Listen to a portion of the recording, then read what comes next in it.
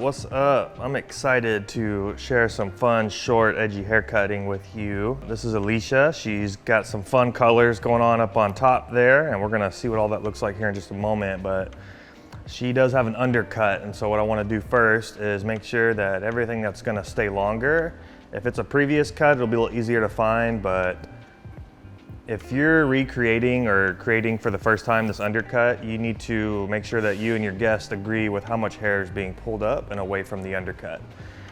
For Alicia, she doesn't mind getting rid of all this thick hair that she has, and we're gonna give her a nice little fade so that the hair on top can be the star of the show and come down and play and have some fun. So the first thing I'm gonna do is I have my 3-guard on. These are some Babyliss Pro clippers. And what I'm gonna do is I'm gonna take this length off and then I'm gonna begin to start my fade just so I can see what I'm doing. Okay, so this is just a regular 3 and we're just gonna take this up and in. So this isn't anything too crazy here, but just making sure that you pick a good guard for you to clean that hair up so that you can see what you're doing underneath and create the type of fade that you're looking for. So we're just gonna take all this long hair off here. I am going to leave a slight weight line at the very top of my section. That's going to allow me to use my blenders and create some type of bulk so that my hair does lay over nicely. I don't want this fuzzed all the way up and in towards the part. I want a little bit of a lip here in the back. The sides will contour in a little bit more vertical. So a little bit more straight up and down on the sides, just to make sure that the sides don't puff out too much at the top. I don't mind having a little bit of a puff here in the back because that's going to help me add volume later on.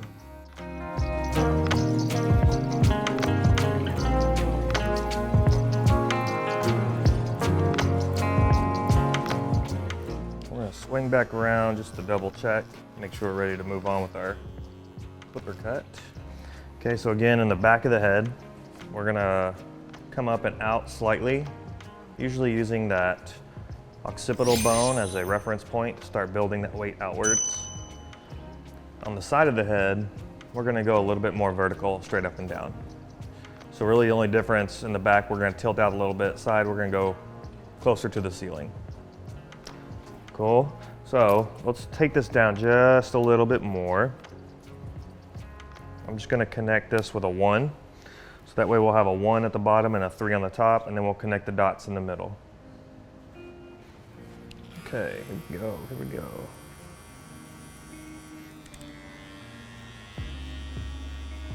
Okay, adjusting my clippers to add a little bit of that length and blend out my 1.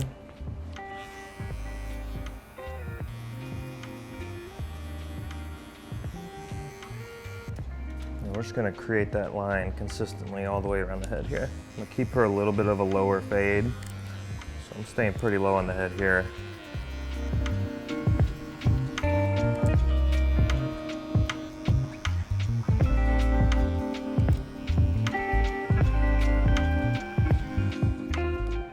We're gonna go ahead and connect our 1 and 3. We're gonna go right in the middle here with the 2.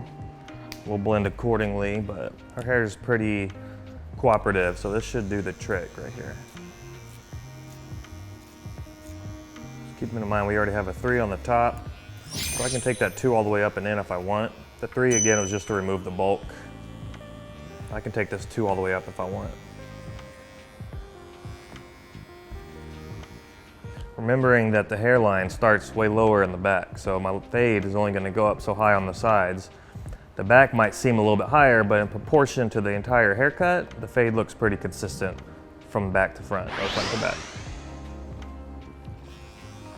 So just knowing parts of the head shape, where your hairline ends and begins, that's going to help you establish a good fade for your guests. We're gonna go right up here. Again, just blending out into that 3. Don't be afraid to take that 3 a little shorter if you want. I like to leave just a little bit to play with my scissor cut later, so that's just my preference.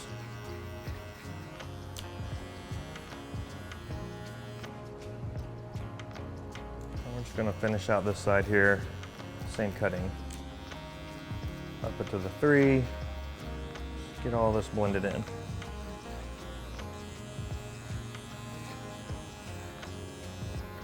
All right, let's do it once over and then we'll move on.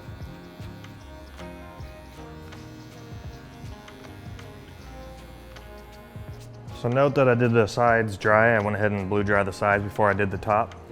I'm gonna leave that top damp because I want a little bit of control whenever I cut. So when I take this top down, she's gonna part a little off center here to the side, which is cool because she can get a lot of volume over here when she wears her hair over.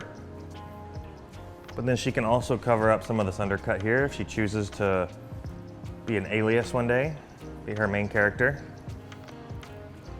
She has the option also to be able to pull this back and kind of rock out that undercut, which is kind of fun. So now that I see where she parts her hair, I can see her color. Looks like she has a root shade with some vivids. So I'm gonna play around with this cut to accentuate that color for her and make it look more fun as time goes on. So here we go. I'm gonna go and starting in the back of the head, I'll show you my first section. It's gonna be right in the center back. So I have her part on her side. When I get to the indentation line, or that part that goes right behind that ear, I'm gonna separate the crown from the front of the head. And that's gonna tell me whenever I'm transitioning from the back to the front. So we're gonna do that on both sides.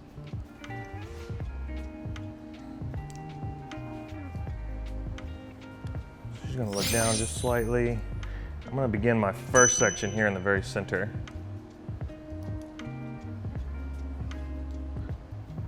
It's a little off center, that's okay, but I'm gonna be pretty close to this centered section in the middle of her head, and I'm gonna start pulling this outwards. What my goal is to let this be an undercut. So I want this to drop, and I want this to kind of hug or scoop right below her occipital bone here. So that's really determined by the hairstylist and obviously the guest preference. She just wants it to be real fun and angled, so we're gonna keep some length in the front, but we're gonna take a little bit off the back here. So I'm gonna bring this out, show you this way, a little bit better for y'all. So we're gonna take this straight out to the wall behind our guest. We're gonna pick a spot, and I'm gonna start with a nice blunt cuts first, and then we're gonna go into blending later on. I just wanna get a nice solid shape in here and see what we're doing. I'm gonna work this all the way up and in. Right? Then we're gonna take this section, we're gonna split it. So now we have a guide going that direction, and we have a guide going this direction. So now we can work whichever side we wanna work first. I'm gonna go ahead and stick on the side that I'm on. I'm gonna take my section, and I want this section to go backwards to my previous. What I'm gonna do is I'm gonna comb this straight out. I'm gonna push back to my previous cut section, and there should be a nice solid guide here for you to follow. Right? If you don't see that, let's take a step back, maybe a smaller section. If we do see it, let's go ahead and cut. Make sure that your tension stays tight, elevation's consistent. All right, so we're continuing. My first section, my second, this is now my third. Section 3 is gonna come back to my section 2. That's gonna ensure that I keep that backwards over direction, right? So here we go. Pushing this backwards. This color is like mesmerizing me as I'm cutting through it. And then we're gonna find that guide here. And we're gonna follow the exact same pattern that we previously cut, up and in. All right, so now you can see my third section is gonna be split. And that's pretty even with the corner of her head shape right here, right? Where those hairlines meet. So what I wanna do is I wanna leave that as my stationary guide. Every section in front of that's gonna come back to the same spot. So before then it was traveling and it moved up a little bit each time. This is gonna stay pretty consistent here in the back. Right?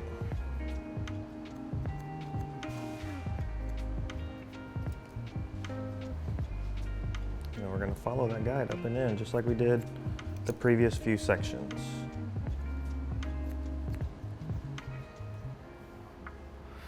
We'll keep that same section, and I'm gonna bring everything back. If there's more hair than we can handle, split that section up a little bit, but I can handle this little bit of hair she has left in the front, and we're gonna bring this all back now. Start vertical. And then we're gonna slowly rotate up and in, and that's really just gonna mimic her head shape, because her head shape is rounded, so I really want my cut to mirror the shape of the head.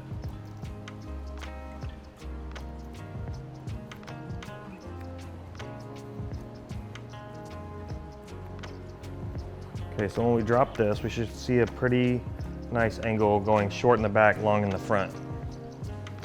Comb this out on the side.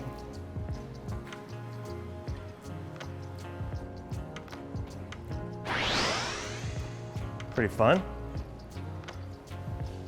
Okay, so now what we're gonna do is we're gonna begin in the back where we split our first section, and we're gonna start over again. Just mirroring what we did on this side, we're gonna do the exact thing on this side. So I'm gonna bring this first section back. This would be considered my section 2 on this side. So I'm gonna bring section 2 back into section 1. All right, so section 2 back to section 1, here we go. I'm gonna stay on this side of the head because it's easier for me to cut with my fingers facing downwards and my scissors cutting upwards. That's just better for my body position. It'll help me last a little bit longer in my career, right? So here we go, straight up. We're gonna slightly round with the head shape.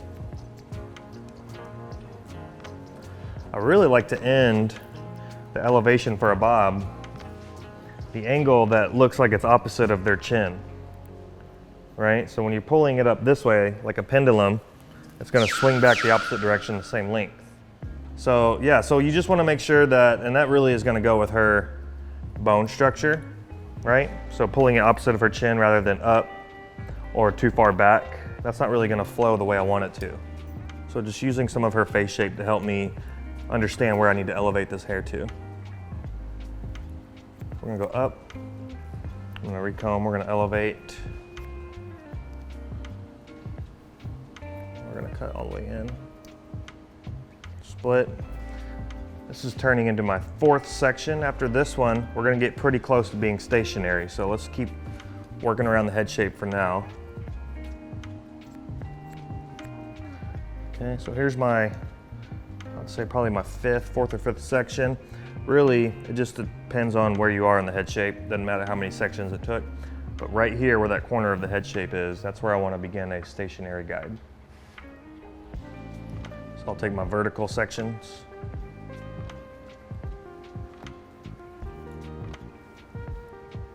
I'm going to bring this back to my stationary guide.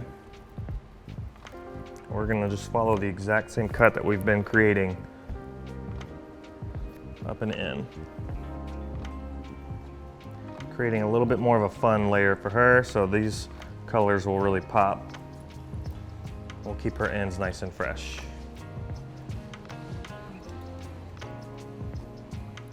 Whenever I start getting towards the top of the head, I can grab both sides of the part if I want to see how close they match up here. And we can connect the dots. It's not always the case, but with this short, fun hair, that shorter layer is gonna be really nice, so. I'm just gonna use that as my reference to make sure both sides are pretty connected.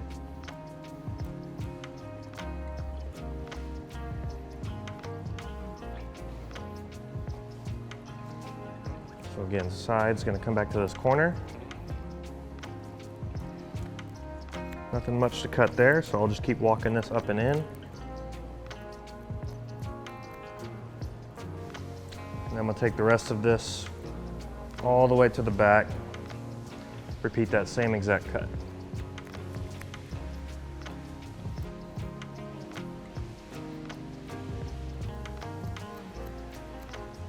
Okay, so now we're gonna do a little cross check. I cut with sections vertically, so what I wanna do now is I wanna check with a section horizontally to see the weight in the shape that I created in this haircut. So when I pull this section upwards, I should see something like I saw earlier at the bottom, short in the back, long in the front. We're gonna look for that same exact shape here. So we have pretty short here in the back, and as it gets towards the front of the head, it gets really nice, long, thicker in the front, so we can keep that length. We can have a little flow forward there. So the next thing is gonna be done is I'm gonna just adjust this perimeter. Probably do that in the dry cut. So next thing we're gonna do is we're actually gonna dry and do the rest of this cut, dry cutting. Just gonna use some pretty simple style products. This is a moisturizing shine cream. This is from our Unite brand. I like to use this for really any type of hair, but nice little fun color. Shine doesn't always hurt because then it helps that color pop out too. We're just gonna go with all the lengths of the hair, all of her long, beautiful locks.